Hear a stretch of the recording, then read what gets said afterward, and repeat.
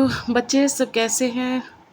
1-2 दिन इस बार थोड़ी क्लास डिले हो गई थी क्योंकि एक तो सोमवारी व्रत था और प्लस सावन में थोड़े बहुत काम हो जाते हैं बच्चे थोड़े से वो क्या कहते हैं अ, सफाई-वफ़ाई सब इसी चलिए ठीक है, कोई बात ना अब आगे बढ़ते हैं।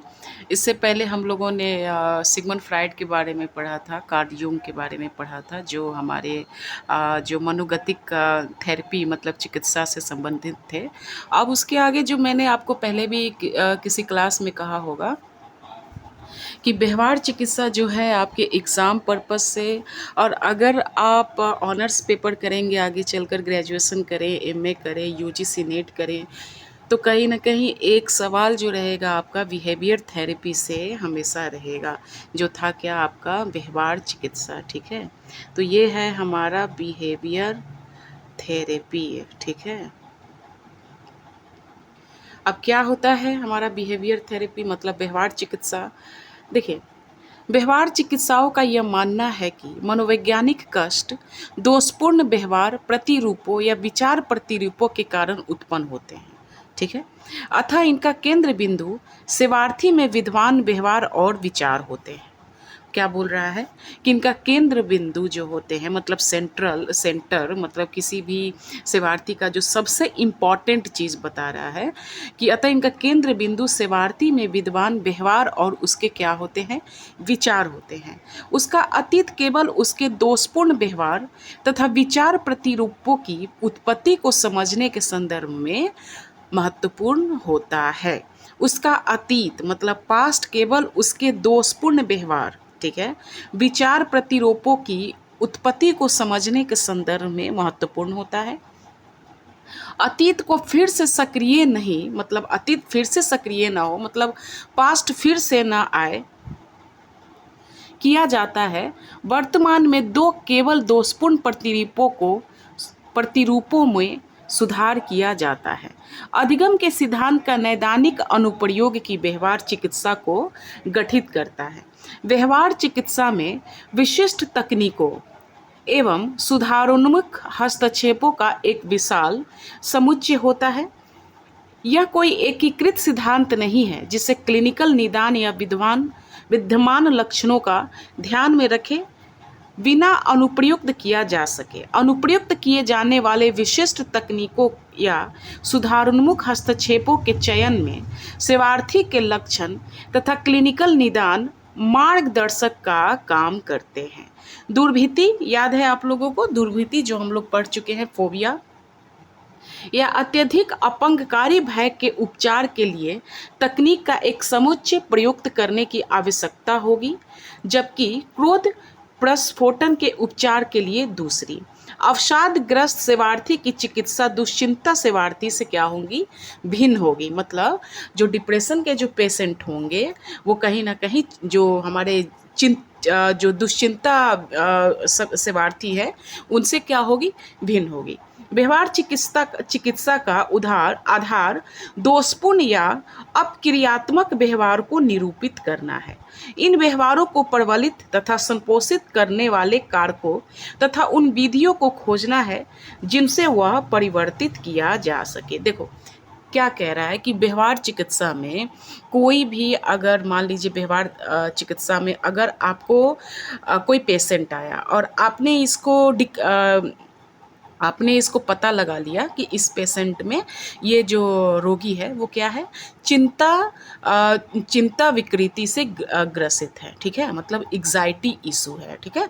तो अब इसमें तुम क्या करोगे? थेरेपी तो तुम बहुत कुछ जान चुके हो ना, मनोगतिक जान चुके हो, व्यवहार थेरेपी जान चुके हो और आगे हम पढ़ेंगे और सी कौन सी हमारी थेरेपी है। तो चलो मान लो अगर तुम मनोगतिक और तुमको व्यवहार चिकित्सा में हम दें और तुम कहोगे कि नहीं मैडम एक काम करते हैं हम लोग इस पेशेंट को व्यवहार चिकित्सा वाला मतलब क्या बोलते हैं इसको बिहेवियर थेरेपी देते हैं, तो मैं ठीक है ओके। तो बिहेवियर थेरेपी में ये कह रहा है कि उसके इलाज के लिए ना बेटा क्या था कि समुच्चय प्रधान है, मतलब उसमें एक्टिव सोच, मतलब उसके लिए एक चरण जाएंगे, फिर दूसरे चरण जाएंगे, फिर तीसरे चरण जाएंगे, इस तरह से व्यवहार चिकित्सा के बारे में कहा जा रहा है। इससे पहले हम लोग जो मनोगतिक में क्या पढ़े थे कि एक पेशेंट आएगा, पहले उसका हम विश्वास जीतेंगे, उसको सोफा पे बैठाएंगे, उसकी सारी कहानी जानेंगे, कहानी जानने के बाद हम उसकी बातों को समझेंगे, उसके अतीत से जोड़ेंगे, उसको वर्तमान से जोड़ेंगे। तो ये सब क्या कह रहा था, वो हमारा मनोगतिक में कहा जा रहा था। लेकिन व्यवहार थेरेपी में क्या कह रहा है कि अगर वो अवसाद ग्रसित है या चिंता विकृति से ग्रसित है, तो उसके जो होगा वो अतीत में हुए उसके दोषपूर्ण कारण को हम कहीं ना कहीं उसके वर्तमान में वो व्यवहार ना आए, वही होता है आपका क्या, व्यवहार चिकित्सा। समझ में आया सभी को? अब चलिए, अब है उपचार विधि, मतलब इसका तुम उपचार अब कैसे कर रहे हो। अब देखो, यही सबसे इम्पोर्टेंट है जो हम पढ़ना चाह रहे थे। जो सेवार्थी मनोवैज्ञानिक कष्ट या शारीरिक लक्षणों, जिन्हें शारीरिक बीमारी नहीं मानी जा सकती है, से ग्रस्त होते हैं, उनका साक्षात्कार मतलब इंटरव्यू इस दृष्टि से किया जाता है जिससे कि उनके व्यवहार प्रतिरूपों का विश्लेषण किया जा सके। अब क्रियात्मक दोषपूर्ण अधिगम के पूर्ववत व्यवहार और दोषपूर्ण अधिगम को बनाए रखने वाले कारकों को ढूंढने के लिए व्यवहार विश्लेषण किया जाता है। क्या कह रहा है कि आखिर तुम इस चीज़ से, बीमारी से तुम ग्रसित हो, मान लो तुम फीवर है तुमको, तुम मेरे पास आए, तो आखिर ये फीवर हुआ कैसे। कहते हैं ना, मम्मियाँ जो होती हैं अक्सर वो डॉक्टर से क्या कहती हैं, सर आखिर मेरे बच्चे को फीवर हुआ कैसे। तो डॉक्टर क्या कहते हैं, आपके बच्चे ने क्या खाया था, तो आप कहिएगा आइसक्रीम खाया था। ओके, तो आइसक्रीम खाने से हो सकता है आपकी सर्दी खांसी से उसको वायरल एक फीवर हो गई होगी, ठीक है, ऐसा हम अनुमान लगाते हैं। ये तो हमारी हो गई आपकी क्या, एक हॉस्पिटल, एक जो आपको शारीरिक लक्षण जो दिखाई दे रही हैं उसके डॉक्टर।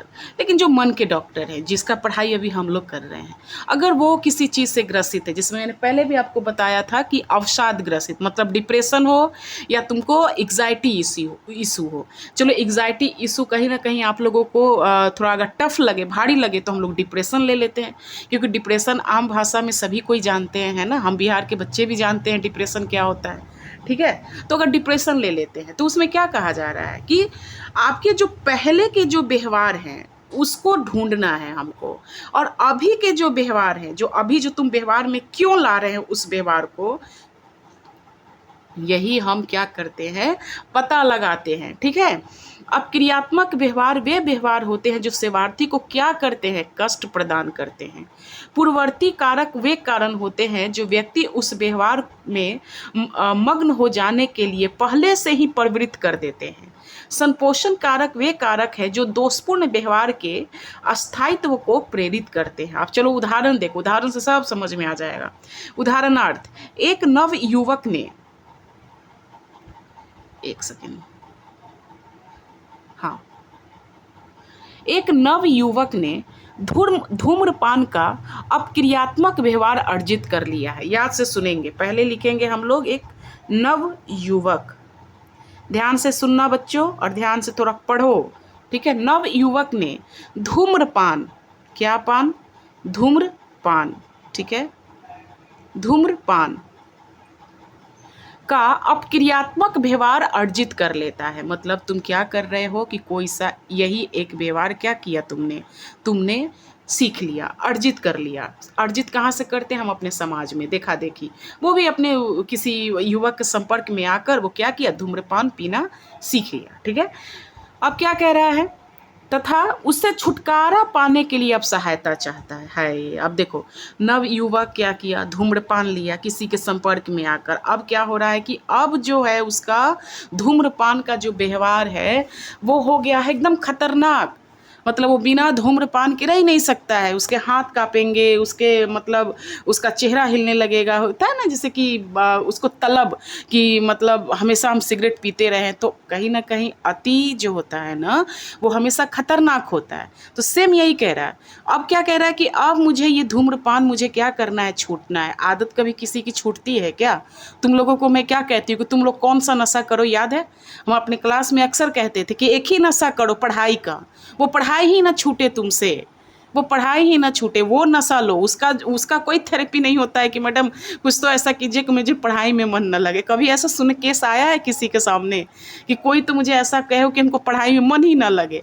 सारे स्टूडेंट हो या चाहे माँ बाप हो या टीचर हो, हमेशा चाहेंगे कि बच्चे हमारे पढ़ते रहे, वो नशा करो। लेकिन अब देखो, चलो बैक टू द पवेलियन। नवयुवक क्या कर रहा है? धूम्रपान कर रहा है। धूम्रपान की अब आदत हो गई है, अब इस आदत को क्या कर रहा है? बोल रहा है अब हमको छुड़ाओ, अब हम पीना नहीं चाहते हैं। लेकिन आदत कभी छूटती है क्या? शराबी कभी शराब छोड़ता है क्या? धूम्रपान वाले छोड़ेंगे क्या? नहीं ना। अब देखो, तो यहीं पे शुरुआत होती है अब हम लोगों की कहानी। अब देखो, अब साइकोलॉजिस्ट, जैसे तुम लोग साइकोलॉजिस्ट हो, अब तुम लोग इसको क्या करोगे? अब सुनो, व्यवहार विश्लेषण जब सेवार्थी तथा उसके परिवार के सदस्यों को साक्षात्कार करने के बाद किया गया है, तो पता चला है कि उस व्यक्ति ने, मतलब तुमने क्या किया? सबसे पहले मैंने तुमसे क्या कहा कि कोई भी बीमारी अगर आती है बिहेवियर थेरेपी में, मतलब व्यवहार चिकित्सा में, तो सबसे पहले पूर्व जाओ। अगर एक आया रोगी आया, कहा धूम्रपान हम कर रहे हैं, तो कहो ओके ठीक है, बात करते करते पहले हम उसके जाएंगे पीछे पीछे इन सेंस उनके जो जो उनके सगी संबंधी होंगे, उससे कुछ कहानियां हम सुनेंगे उस व्यक्ति के बारे में कि आखिर इसको आदत लगी तो लगी कैसे। ठीक है, तो देखो पता चला कि उस व्यक्ति ने धूम्रपान तब प्रारंभ किया जब वो वार्षिक परीक्षा की तैयारी कर रहा था। ठीक है, उसने बताया कि धूम्रपान से उसे क्या मिल रही थी? धूम्रपान से उसे दुश्चिंता से आराम मिल रही थी। वार्षिक परीक्षा मतलब ये होता है कि आपका 12th का एग्ज़ाम फरवरी में होता है, तो इस फरवरी में आपकी क्या कहानी रहेगी कि बाप रे मुझे टॉप करना है, हम पढ़ेंगे। देखो, रेगुलर वे में जो बच्चा पढ़ता है ना, तो हमेशा इंतज़ार करता है कि कब मेरा 12th ख़त्म हो कि मैं आगे पढूं। लेकिन जो बच्चा 2 साल नहीं पढ़ा, जब एग्ज़ाम से एडमिट कार्ड लेने गए, तब पता चला कि बाप रे बाप, तो पढ़ाई भी करना होता है। तो वो जो चिंता होती है ना, तो इतना अधिक चिंता इंसान की हो जाती है कि वो बर्दाश्त नहीं कर पाता है, और उसी बर्दाश्त को कम करने के लिए वो बच्चा किसी चीज़ का सेवन करने लगता है। ठीक है, तो जिसमें वो क्या किया, वो कर लिया धूम्रपान का, मतलब कि हम पिएंगे, हम सुट्टा मारेंगे, जो भी हो, और उससे हमारा क्या होगा, हमारी एग्जाइटी, जो हमारी चिंता क्या होगी, परेशानी, जो एग्ज़ाम का डर, वो क्या होगा, कम होगा। ठीक है, अतः दुश्चिंता उत्पन्न करने वाली स्थिति प्रेरणार्थक या पूर्ववर्ती कारक हुई। आराम मिलने की भावना धूम्रपान करते रहने के लिए संपोषण का कारक बन जाती है। संपोषण हम लोगों ने पिछले बार ये वर्ड आया था जब हम लोग पढ़ रहे थे। सेवार्थी ने धूम्रपान की क्रिया प्रसूत अनुक्रिया, देखो आगे चलेंगे तो जब हम लोगों की क्लास होगी लर्निंग की, अधिगम, लर्निंग, ये सब जब आएगी हम लोगों की, तो इसमें आएगा क्रियासूत अनुक्रिया। क्रियासूत अनुक्रिया जो होती है, इसको कहा जाता है क्या, ऑपरेट कंडीशनिंग। ठीक है, जो हमारे ऑपरेट कंडीशनिंग किसने दिया था, ये दिया था हमारा स्किनर ने। ठीक है ना, तो जब आगे चलेंगे तो हम लोग इसकी भी कहानी पढ़ा जाएगा। ठीक है, तो अभी छोड़ेंगे इसको। ने अर्जित कर लिया, दुश्चिंता से आराम दिलाने वाले प्रबलन मूल्य का कारण बनी रहती है। प्रबलन मतलब ये होता है कि आपको दुश्चिंता से आराम दिलाने वाला, मतलब यहाँ पे जो आपकी स्मोकिंग हो गई, जो आपका धूम्रपान हो गया, वो कहीं ना कहीं क्या हो गया, आपका प्रबलन हो गया। ठीक है ना, कि मतलब आराम दिलाने वाले प्रबलन मूल्य मतलब क्या हो गया कि स्मोकिंग कर रहे हैं तो हमारी चिंता क्या हो रही है, तो कम हो रही है। ठीक है ना, तो ये जो प्रबलन हो गई हमारी, स्मोकिंग हो गई। ठीक है, अब इसको तुम घटा सकते हो या बढ़ा सकते हो। एकदम घटाना है तो भी आपको डॉक्टर के पास आना है, बढ़ाना है तब तो मरने की कगार पे ही तुम हो, तब तो डॉक्टर क्या, कहीं भी चले जाओ नहीं बचोगे। ठीक है, देखो एक बार जब दोषपूर्ण व्यवहार जो कष्टकर होते हैं की पहचान कर ली जाती है, तब एक उपचार का पैकेज चुना जाता है। दोषपूर्ण व्यवहार का समन करना या उन्हें समाप्त करना, उन्हें अनुकूली व्यवहार प्रतिरूपों से प्रतिस्थापित करना उपचार का उद्देश्य होता है। चिकित्सक इससे पूर्ववर्ती संक्रिया तथा अनुवर्ती या परिणामी संक्रिया स्थापित करके संपन्न करता है। तो व्यवहार थेरेपी में हम लोगों के दो नाम सबसे ज़्यादा इम्पॉर्टेंट हो रही है। वो क्या क्या हो रही है? एक व्यक्ति, एक किसी भी तरह का आदत, उस आदत को छुड़वाना है तो उस आदत के छुड़वाने के लिए हम लोग क्या करते हैं, उसके पूर्ववर्ती भाग में जाते हैं। जो पूर्ववर्ती भाग में उसकी क्या करते हैं बेटा, याद है क्या कह रही हूँ मैं, कि उसको परीक्षा का डर था, वार्षिक परीक्षा आने वाली थी, उसको चिंता बढ़ रही थी, तो यही इसका पूर्ववर्ती कारक हुआ है ना, है कि नहीं। तथा अनुवर्ती या परिणामी, परिणामी संक्रिया क्या हो गई आपकी, जो परिणामी संक्रिया जो आपकी क्या हो गई, ये क्या बोलते हैं इसको, जो कहीं ना कहीं आपको एकदम आदत जो लग चुकी है, ठीक है ना। पूर्ववर्ती संक्रिया उन पहलुओं में परिवर्तन कर जो व्यवहार के लिए पहले घटित होते हैं, ऐसे व्यवहार को नियंत्रित करती है, ठीक है। यह परिवर्तन, एक सेकेंड, पूर्ववर्ती संक्रिया उन पहलुओं में परिवर्तन कर जो व्यवहार के लिए पहले घटित होते हैं, ऐसे व्यवहार को नियंत्रित करती है।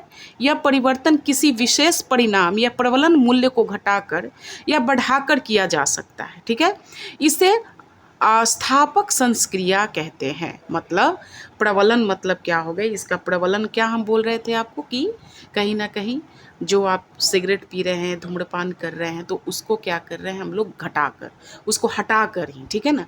यदि एक बच्चा रात का भोजन करने में परेशान करता है तो स्थापक संक्रिया यह होगी कि चाय काल के समय ही खाने की मात्रा को घटा दी जाए। अब हम ये तो नहीं कह सकते कि अगर धूम्रपान तुम पी रहा है तो धूम्रपान कोई हम क्या कह दे उसको, एकदम एक विटामिन वाला चीज़ हम धरती पे बना दें और कहे तुमको जितना धूम्रपान लेना है लो, कोई मतलब नहीं है, तुम ठीक ही रहोगे।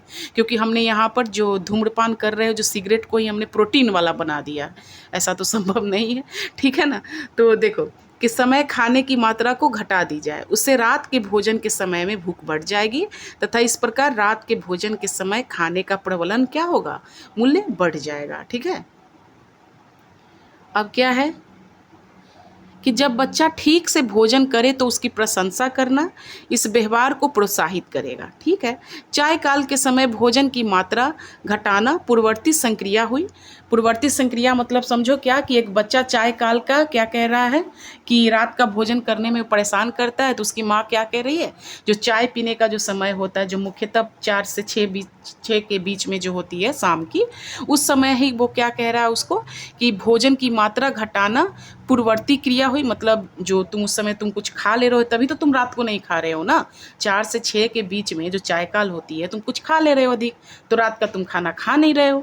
तब उसने क्या किया है कि जो चाय काल का जो खाना है ना, जो तुम खा लेते हो बार बार, उसमें क्या करे कि तुमको मात्रा घटा दी जा रही है, तो उसको क्या कहते हैं, पूर्ववर्ती संक्रिया। तथा अनुवर्ती संक्रिया रात का भोजन करने वाले बालक की प्रशंसा हुई है। क्या हो रही है, प्रशंसा हो रही कि वो बच्चा मेरा रात का खाना खा लिया, ठीक है। तो यही रात का भोजन करने की अनुक्रिया को स्थापित करता है। तो इसी तरह से अगर मान लीजिए जैसे कि वो हम लोग पढ़ रहे थे, ये क्या था, ये हम लोग ने बालक की प्रशंसा हुई, या रात का, ये अनुवर्ती क्रिया, ठीक है ना। और ये जो खाना जो तुम लोग क्या बोल रहे हैं कि 4 से 6 बजे के बीच में जो खाना घटा रहे हो या बढ़ा रहे हो, ये हो गई तुम्हारी स्थापक संक्रिया। समझ में आया। लेकिन तुमको जो ये सिगरेट वाला जो है, तुम इस पे ये लागू नहीं कर सकते, है ना। जो ये थेरेपी जो तुम अभी, ये बच्चा रात को कम खा रहा है लेकिन उसको कैसे किया जाए, तो तुम इसमें पूर्ववर्ती तो तुमने ये समझ लिया। पूर्ववर्ती कौन सा हो गया कि चाय काल के समय को हम लोग, चाय काल के जो 4 से 6 जो हम चाय पी रहे हैं, उसमें हम बच्चा को क्या कर रहे हैं, खाना कम कर दे रहे हैं, ठीक है। तो ये हो गई तुम्हारी क्या, पूर्ववर्ती। लेकिन वही रात में क्या कर रहे हैं कि जब वो खाना खा रहा है तो उसकी हम प्रशंसा कर दे रहे हैं, ये तुम्हारी क्या हो गई, अनुवर्ती संक्रिया, ठीक है। तुम इसमें कर सकते हो। लेकिन अगर मैं तुमसे ये कहूँ कि धूम्रपान वाला में तुम कैसे करोगे, तुम उसमें पूर्ववर्ती ढूंढो और तुम उसमें अनुवर्ती ढूंढो और फिर तुम उसमें स्थापक संक्रिया करो, तो इसमें तुम क्या कर सकते हो, जरा सोच के बताओ। अगर एक व्यक्ति धूम्रपान ले रहा है, ठीक है, और इसमें जिस तरह से हम लोग अभी तक व्यवहार चिकित्सा में हम लोगों ने क्या क्या पढ़ लिया, जो व्यवहार पूर्ववर्ती संक्रिया, जो आप किसी पहले कि आखिर ये धूम्रपान लेने की आदत लगाया कैसे, ठीक है। तो ये हमारी हो गई पूर्ववर्ती संक्रिया, ठीक है। और फिर हमारी अनुवर्ती संक्रिया क्या हो जाएगी कि धूम्रपान कैसे छोड़े, है ना। यही तो चीज़ है ना कि धूम्रपान तो बहुत अधिक हो गई है, तुम इसको अब कैसे छोड़ोगे, यही तुम्हारी हो गई अनुवर्ती संक्रिया।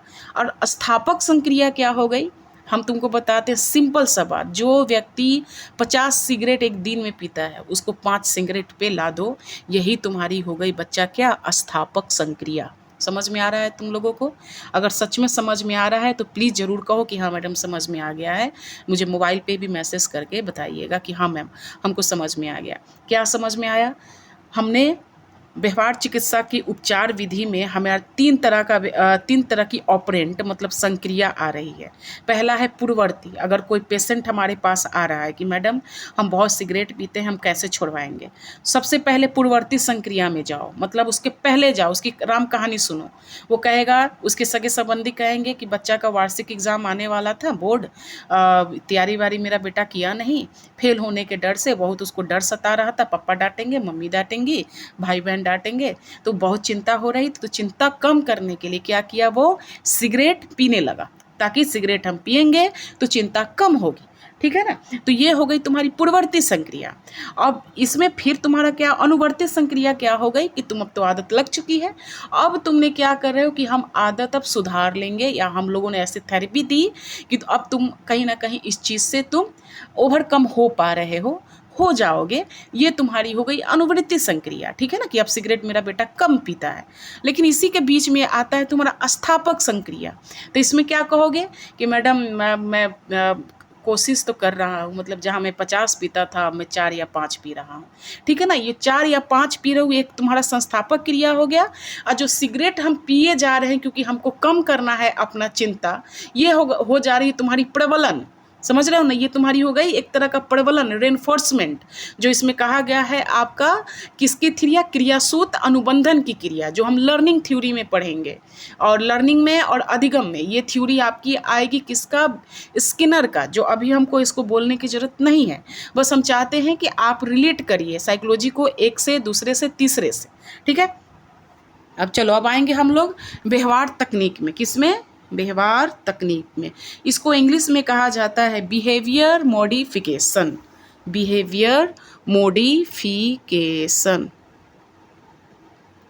मॉडिफिकेशन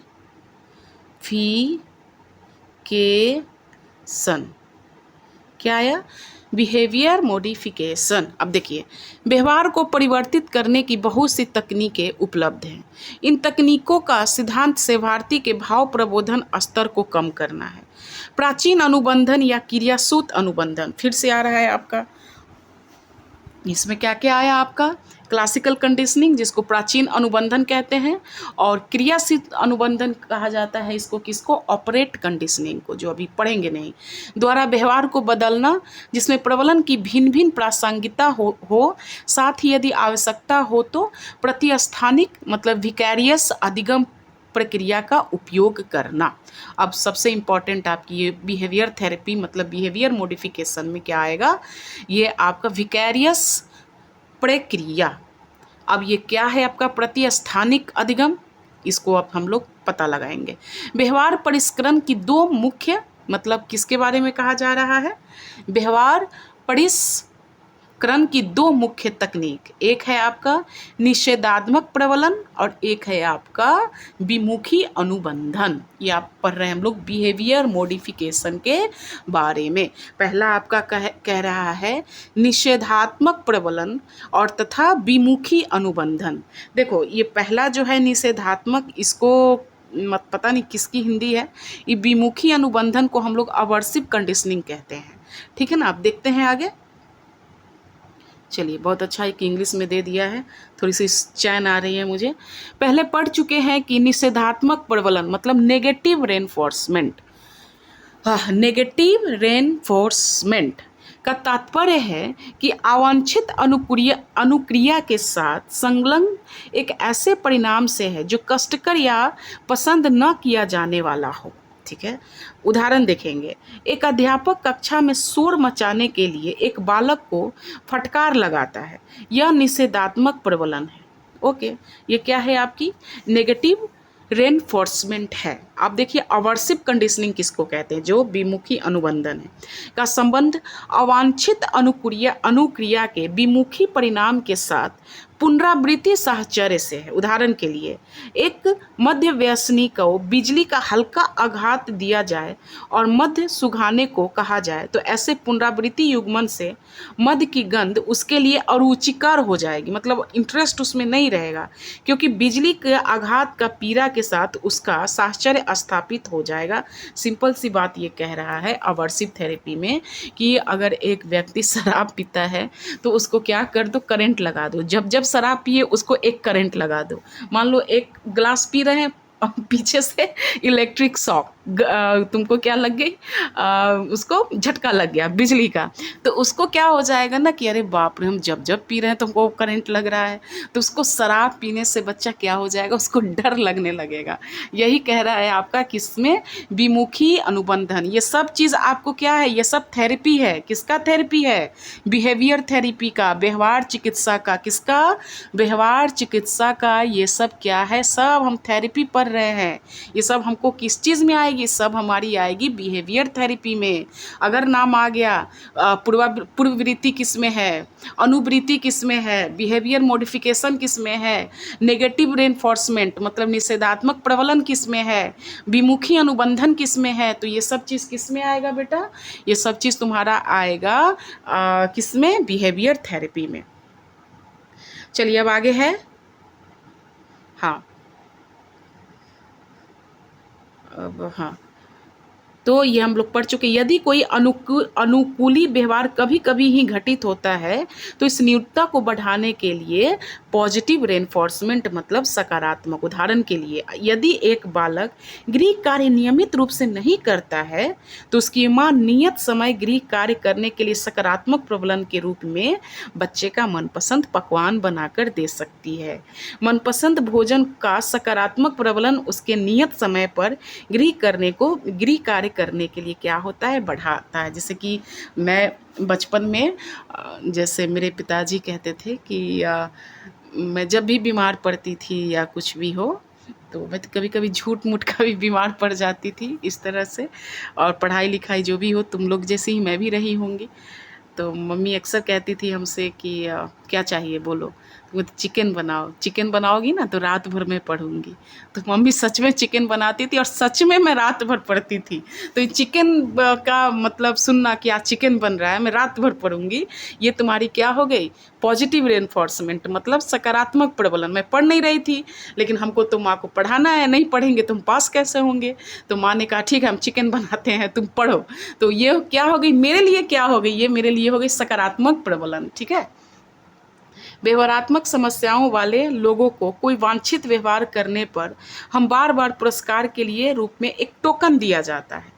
क्या दिया जाता है, मतलब अच्छा व्यवहार करोगे बच्चा तो हम क्या देंगे, तुमको एक टोकन देंगे। टोकन मतलब एक छोटा सा कोई हम तुमको एक लिखा हुआ तुमको कार्ड पे या तुम्हें पैसा के तौर पे या कुछ भी एक टोकन हम देते रहेंगे। ठीक है ना। यह टोकन संग्रहित किए जाते हैं और किसी पुरस्कार से उसका आदान प्रदान हो जाता है। जैसे कि मैंने तुम मान लो जैसे कि 1 रुपया है ना, 1 रुपया जैसे ही मैं एक कागज़ का एक छोटा सा जो पैसा नहीं रहेगा लेकिन उसी के आकार जैसा एक कागज़ का टुकड़ा मैं तुम्हें देती रहूँगी। कब, जब तुम अच्छा व्यवहार करोगे। ठीक है ना, अच्छे डिसिप्लिन में रहोगे। अच्छा तो जैसे मान लो 7 बजे बच्चे ग्राउंड पे आ जाएंगे, तो कुछ बच्चे नहीं आए लेकिन कुछ बच्चे आ गए तो मैंने उसको एक टोकन दिया, वो तुम आ गए। फिर हम कहेंगे 7:30 बजे सारे बच्चे अपने क्लास में चले जाना चाहिए, कुछ बच्चे नहीं गए, कुछ बच्चे गए तो उसको मैंने टोकन दे दिया। जो बच्चे गए, बच्चे क्लास में बिल्कुल हल्ला नहीं करेंगे, तो जो बच्चे हल्ला करते हैं उसको छोड़ देंगे, जो हल्ला नहीं करेंगे उसको हम टोकन देंगे। तो जब 1 महीना के अंतराल में जब तुम अपने हाथ में देखोगे अरे इतना टोकन है, क्योंकि मैंने क्या किया था, मैंने अच्छा व्यवहार किया था। ठीक है ना। तो जैसे रोगी को बाहर घुमाने के लिए घूम ले जाने या बच्चे को बाहर खाना खिलाना, इसे टोकन अर्थव्यवस्था ही क्या कहते हैं। ठीक है ना। अब हमने क्या क्या पढ़ा अपने बिहेवियर मॉडिफिकेशन में? हमने नेगेटिव रेनफोर्समेंट पढ़ा, जिसमें क्या कह रहा है नेगेटिव रेनफोर्समेंट में कि जो अवांछित अनुक्रिया मतलब अनडिजायरेबल अगर तुम बिहेव करते हो तो उसको क्या कर रहे हैं हम लोग, परिणाम कष्टकर या पसंद न किए जाने वाला व्यवहार। एक अध्यापक कक्षा में शोर मचाने के लिए एक बालक को फटकार लगाता है, तो ये तुम्हारा क्या है, एक नेगेटिव रेनफोर्समेंट है। अवर्सिव कंडीशनिंग मैंने तुम्हें बता दिया, जो विमुखी अनुबंधन, कि शराबी को एक झटका दे दो तो वो शराब पीने से भाग जाएगा। ठीक है ना। पॉजिटिव रेनफोर्समेंट मैंने तुमको सिंपल सा बताया, आज चिकन बनाओ तो रात भर पढ़ेंगे, तो कहीं ना कहीं एक तुम अच्छा बिहेव करके दे रहे हो तो सकारात्मक प्रबलन। उसी तरह से टोकन अर्थव्यवस्था, जो तुम अच्छे काम करने के लिए मैं तुम्हें टोकन दे रही हूँ, बाद में तुम्हारे बहुत सारे टोकन हो जाओगे तो अपने आप को भी तो कहोगे कि हाँ मैंने इतना अच्छा व्यवहार किया। और आदान प्रदान मतलब तुम मेरे पास आओगे और तो अपने हाथ में मुट्ठी भर रखे रहोगे और कहोगे कि मैम देखिए मैंने कितना अच्छा बिहेव किया, तो मैं सारा टोकन ले लूँगी और उसके बदले में मैं तुम्हें कलम दूंगी, तुम्हें चॉकलेट दूंगी, तुम्हें बेल्ट दूंगी, तुम्हें वो क्या बोलते हैं शबाशी वाला इनाम दूंगी। तो यही सब क्या है आपका टोकन अर्थव्यवस्था या टोकन इकोनॉमी। अब देखिए, विभेदक प्रबलन द्वारा एक साथ अवांछित व्यवहार को घटाया जा सकता है तथा वांछित व्यवहार को बढ़ाया जा सकता है। वांछित व्यवहार के लिए सकारात्मक प्रबलन और अवांछित व्यवहार के लिए निषेधात्मक प्रबलन। अब तुम अच्छा व्यवहार करोगे तो पॉजिटिव है, खराब व्यवहार करोगे तो नेगेटिव है, इसमें कोई बड़ी बात नहीं है। साथ साथ उपयोग इस प्रकार की एक विधि हो सकती है। दूसरी विधि वांछित व्यवहार को सकारात्मक रूप से प्रबलन देना, अवांछित व्यवहार की उपेक्षा कम करना है। ठीक है ना। दूसरी विधि कम कष्टकर तथा समान रूप से प्रभावी है। उदाहरण के लिए आइए एक लड़की का मामला लें जो इसलिए रोती और रूठती है कि उसके कहने पर उसे सिनेमा दिखाने नहीं ले जाया जाता है। ठीक है। माता पिता को अनुदेश दिया जाता है कि यदि वो रूठे और रोए नहीं तो सिनेमा नहीं ले जाए, मगर यदि वो रूठती है और रोती है और अगर रोती है तो न ले जाएं। इसके बाद उन्हें अनुदेश दिया जाता है कि जब भी लड़की रूठे या रोए तो उनकी उपेक्षा की जाए। मतलब जिद्दी बच्चियाँ जो सब होती हैं वो ज़मीन पे लोट लोट के रोती है ना, हमको चॉकलेट दे, हमरा ई दे वो दे तो वो सब जो बच्चे ना इरिटेट कर देते हैं। तो एक दिन अच्छा लगता है, लेकिन जब तुम बार बार तुम आदत बना लिए हो तो उस आदत को तो छुड़ाना पड़ेगा ना। तो बस हम उसको यही कहेंगे, तुम जितना रोएगी चिल्लाएगी हम नहीं देंगे, अशांत बैठोगी तो हम देंगे। तो बस यही करना है तुम्हें भी, है ना। वांछित व्यवहार मतलब क्या कि तुम शांत बैठो तो हम देंगे। अवांछित व्यवहार क्या, वांछित व्यवहार में अगर तुम अच्छा व्यवहार कर रहे हो तो ठीक है हम तुमको चॉकलेट देते हैं, मतलब तुम्हारा क्या हो गया सकारात्मक प्रबलन। तुम अवांछित व्यवहार मतलब तुम दिन रात रो रहे हो हैं कर रहे हो तो तुम अवांछित व्यवहार हो गया ना। तो उसके लिए हम तुमसे क्या करेंगे, अप्रीतकार व्यवहार करेंगे। अप्रीतकार व्यवहार मतलब क्या कि तुमको हम चॉकलेट देंगे ही नहीं, तुम रोते रह जाओ। तो यही तुम्हारा क्या हो गया, नकारात्मक प्रबलन हो गया। ठीक है ना। इस प्रकार शिष्टापूर्व सिनेमा ले जाने के लिए कहना वांछित व्यवहार बढ़ता है तथा रोने और उठने के अवांछित व्यवहार को क्या करते हैं हम लोग कम करते हैं। ठीक है। आपने पिछले अध्याय में दुर्भीति या अविवेकी भय के बारे में पढ़ा होगा, हम लोग पढ़ चुके हैं, याद है आप लोगों को ना, जो फोबिया हम लोग पढ़ रहे थे, याद है, डर फोबिया, जो किसी चीज़ पर हमें डर लग रही है, अब वो चीज़ मौजूद भी नहीं है, जो दूसरों को इलॉजिकल लग रहा है, फिर भी तुम्हें बिना मतलब का क्या है तुम्हें डर लग रही है, वो चीज़ है ही नहीं तुम्हारे सामने फिर भी तुम्हें डर लग रही, फोबिया। ठीक है ना। द्वारा प्रतिपादिक, आप देखो अविवेकी या भय के उपचार के लिए वोल्फ एक व्यक्ति थे जिन्होंने क्रमिक विसंवेदीकरण सिस्टमैटिक डिसेंसिटाइजेशन एक तकनीक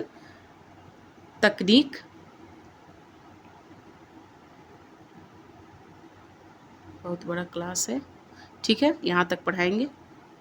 देखिए क्या है, सेवार्थी का साक्षात्कार भय उत्पन्न करने वाली स्थितियों को जानने के लिए किया जाता है।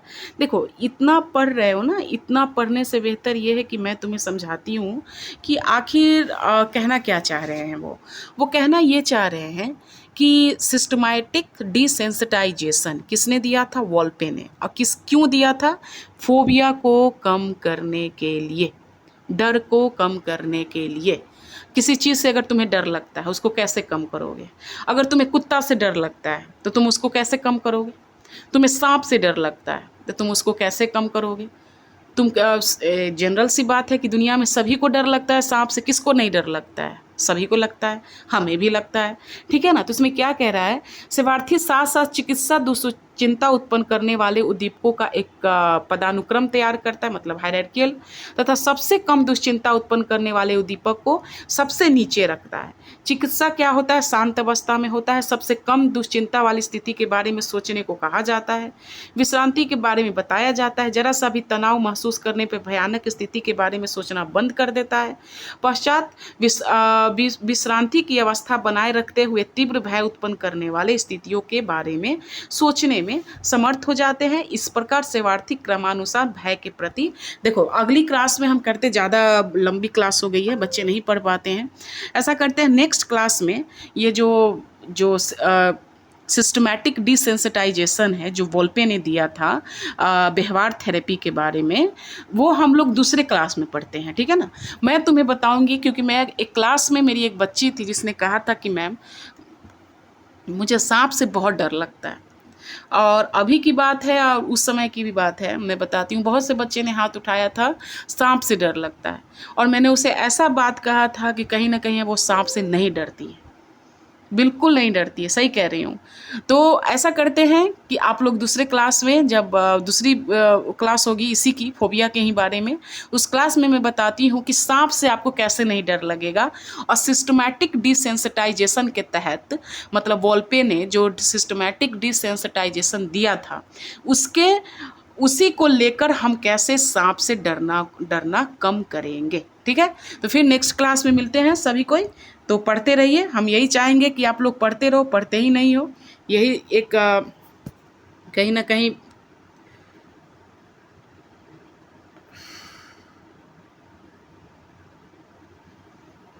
चलिए ठीक है, फिर मिलेंगे हम लोग नेक्स्ट क्लास में। ना Amazon खोलो।